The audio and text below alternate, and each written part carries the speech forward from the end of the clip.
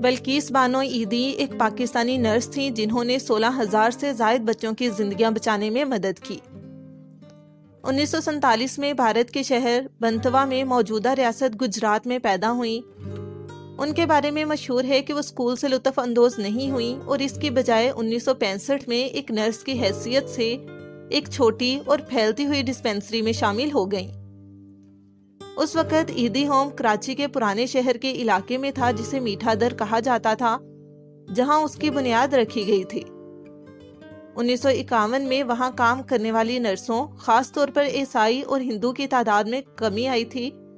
Dispensary کے بانی عبدالستار عیدی نے کئی نرسوں کو بھرتی کیا، جن میں بلقیس بھی شامل تھیں، جو غیر معمولی طور پر مسلم پس منظر سے تھی۔ ایک نرس کے طور پر اپنے کیریئر کے دوران اور عبدالستار عیدی سے شادی کے دوران وہ پاکستان میں سب سے زیادہ سرگرم مخیر حضرات میں سے ایک تھیں۔ وہ عیدی فاؤنڈیشن کی شریک چیئر تھی، ایک خیراتی تنظیم جس نے پاکستان میں کراچی میں ایک ہسپتال اور ایمرجنسی سروس سمیت بہت سی خدمات فراہم کی۔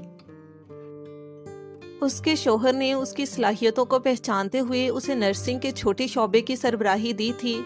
اس نے اپنے 6 ماہ کے تربیتی پروگرام کے دوران اس کے جوش و جذبے اور دلچسپی کو پہچان لیا تھا، جہاں اس نے بنیادی مڈوائفری اور صحت کی دیکھ بھال سیکھی تھی۔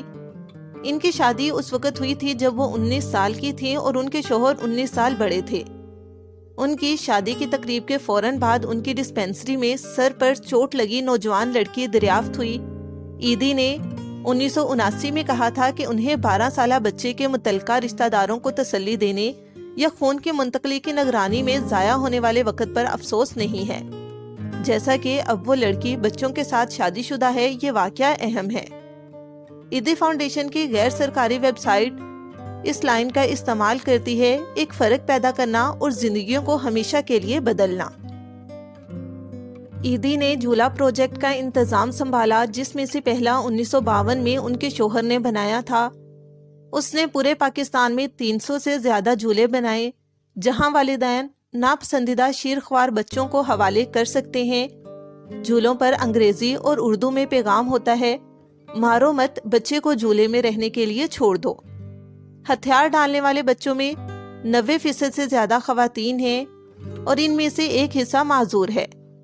اس متبادل کے بارے میں سوچا جاتا ہے کہ والدین کی طرف سے بچوں کو قتل کے واقعات کی تعداد میں کمی آئی ہے۔ عیدی فاؤنڈیشن پولیس کو ملنے والے مردہ بچوں کو دفنانے کی بھی ذمہ دار ہے۔ عیدی اپنے شوہر کے ساتھ عیدی فاؤنڈیشن کی شریک چیئرمین تھی۔ فاؤنڈیشن کراچی میں ایک ہسپتال اور ایمرجنسی سروس بھی چلاتی ہے۔ ان کی شراکت کے لیے انہیں 1986 میں ریمن میگسیسے ایوارڈ برائے عوامی خدمات اور 2015 میں mother Teresa memorial international award برائے سماجی انصاف سے نوازا گیا۔ وہ پاکستان کے دوسرے اعلیٰ ترین سول اعزاز حلال امتیاز کی بھی وصول کنندہ تھیں۔ ملک کے لیے ان کی خدمات کے لیے انہیں پاکستان کی ماں کے طور پر جانا جاتا ہے۔ یہ سچ ہے، جیسا کہ کہاوت ہے، ہر مرد کے پیچھے ایک عورت ہوتی ہے۔ بلقیس عیدی ایک باوقار خاتون تھی، یقینی طور پر، اور اس نے عیدی کے ساتھ ایک طویل سفر طے کیا جو کہ بہت اچھا ہے۔ وہ امن انعام کی بھی وصول کنندہ ہیں۔ ان کا خیراتی ادارہ پاکستان میں بہت سی خدمات چلاتا ہے، جس میں کراچی میں ایک ہسپتال اور ایمرجنسی سروس شامل ہے۔ عبدالستار عیدی کی شادی کے وقت ان کے پاس ایک ٹوٹی ہوئی پرانی گاڑی اور ایک چھوٹی ڈسپینسری تھی۔ پہلی منزل پر ایک میٹرنٹی ہوم تھا جس میں 6-7 بستر تھے۔ گراؤنڈ فلور پر ایک چھوٹا سا کمرہ تھا جو دفتر کے طور پر کام کرتا تھا، اور پہلی منزل پر اسی طرح کا کمرہ تھا۔ بہت کچھ تو نہیں تھا، لیکن ان دنوں جب نو بیاہتا جوڑے کے پاس وسائل بہت محدود تھے، لوگ اپنے بچوں کو ان کے پاس چھوڑ کر آتے تھے اور بلقیس عیدی ان کی دیکھ بھال کرتی تھی۔ بلقیس عیدی کو عیدی فاؤنڈیشن میں اپنا پہلا بڑا تجربہ یاد ہے، جب جنگ کے دوران بم دھماکوں کے نتیجے میں کئی بے دردی سے مسخ شدہ لاشیں نکلیں، جنہیں دفنانے کے لیے انہیں دھونا پڑا۔ بعض اوقات صرف ایک بازو، ٹانگ یا سر برآمد ہوتا۔ اس نے رضاکارانہ طور پر کارکنوں سمیت تقریباً 60 سے 70 کارکنوں کے ساتھ مل کر ان لاشوں کو اکٹھا کیا اور پھر دھویا۔ ان کی ذمہ داریوں میں خواتین کے حصے کی دیکھ بھال کرنا، گود لینے کے لیے بچوں کو دینا شامل تھا۔ زیادہ تر پاکستان بھر میں خواتین کے لیے مخصوص اور بچوں سے متعلق حصوں کی دیکھ بھال کرنا۔ ان کی 2 بیٹیاں بھی ان کے ساتھ مل کر کام کرتی ہیں۔ وہ باقاعدگی سے پورے پاکستان میں عیدی ہومز کا دورہ کرتی ہیں تاکہ ان کی سرگرمیوں کی نگرانی کر سکیں اور اس بارے میں تجاویز اور سفارشات پیش کریں کہ وہ کیسے محسوس کرتی ہیں کہ کام کیا جانا چاہیے۔ وہ عیدی ہومز کو سینٹرز آف ایکسیلنس بنانے میں اپنا اہم کردار ادا کر رہی ہیں۔ بچے کو گود لینے کے حوالے سے وہ اس بات کو یقینی بناتی ہیں کہ وہ جوڑا جو بچے گود لینا چاہتا ہے ان کی منظوری یا نامنظور کرنے کے معیار پر پورا اترتے ہیں۔ جو جوڑے بچے کو گود لینا چاہتے ہیں ان کا انٹرویو کیا جاتا ہے۔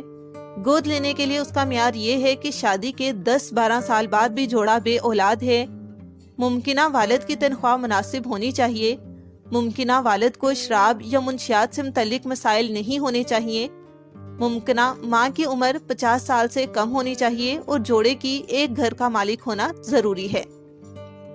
ان کے فاؤنڈیشن ان جوڑوں کو بچے نہیں دیتی جو اپنا گھر بدلتے رہتے ہیں، ایک جگہ سے دوسری جگہ جاتے رہتے ہیں۔ جو بچے جسمانی یا ذہنی طور پر معذور ہیں ان کی دیکھ بھال عیدی فاؤنڈیشن کرتی ہے۔ ان کے لیے ایک الگ سیکشن ہے جہاں انہیں صاف کرتے ہیں، انہیں کھانا کھلاتے ہیں، ان کے ساتھ کھیلتے ہیں وغیرہ۔ بچے ساری زندگی ان کے ساتھ رہتے ہیں۔ معذور بچوں کے علاوہ دوسرے بچے جن کو گود نہیں لیا جاتا ان کے لیے کوئی بھی مسئلہ نہیں ہے۔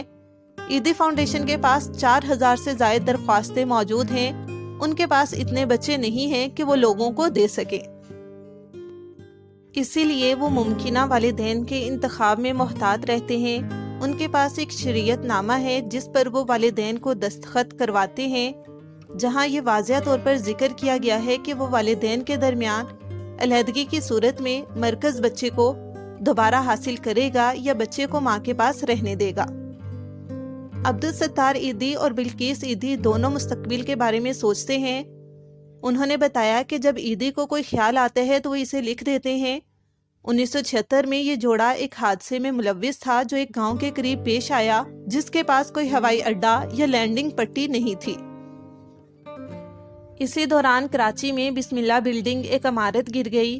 اس وقت ذوالفقار علی بھٹو کی حکومت تھی۔ عیدی کی آفت کے مقام سے غیر حاضری کو دیکھتے ہوئے انہوں نے ان کے ٹھکانے کے بارے میں دریافت کیا جس پر انہیں صورتحال کے بارے میں بتایا گیا۔ بھٹو نے انہیں لینے کے لیے فوری طور پر ایک چھوٹا ہوائی جہاز روانہ کیا۔ عیدی کو کراچی کے سول اسپتال میں داخل کرایا گیا جہاں کچھ دیر بعد ہوش آیا۔ انہوں نے ریمارکس دیے کہ وہ ایک طیارہ بھی خریدنا چاہیں گے۔ بلقیس عیدی نے سوال کیا کہ وہ جہاز کا خرچہ کیسے اٹھائیں گے کیونکہ ان کی موجودہ صورتحال ایسی ہے کہ اگر وہ کچھ ڈیلی تبدیلی کر کے جیب میں ہاتھ ڈالیں تو پیسے کی بجائے دھاگا نکلتا تھا۔ تاہم عیدی کبھی مایوس نہیں ہوئے اور یقین اور لگن کے ساتھ کھینچے گئے۔ 2022 میں بلقیس عیدی کا نام ان مسلم 500 افراد میں شامل کیا گیا جو دنیا بھر میں سب سے زیادہ بااثر مسلمانوں کی فہرست ہے۔ وہ پاکستان کے دوسرے اعلیٰ ترین سول اعزاز حلال امتیاز کی بھی وصول کنندہ تھیں۔ وہ 15 اپریل 2022 کو آغا خان ہسپتال کراچی میں طویل علالت کے بعد دل کی ناکامی کے باعث انتقال کر گئیں۔ ان کی نماز جنازہ نیو میمن مسجد میں ادا کی گئی جس کے بعد انہیں 16 اپریل 2022 کو میوہ شاہ قبرستان میں سپرد خاک کیا گیا۔ حکومت سندھ نے ان کی وفات پر عیدی کے لیے سرکاری تعزیتی پیغام جاری کیا اور 16 اپریل 2022 کو یوم سوگ کا اعلان کیا۔ ناظرین، یہ تھی بلقیس عیدی کی زندگی کی مکمل معلومات۔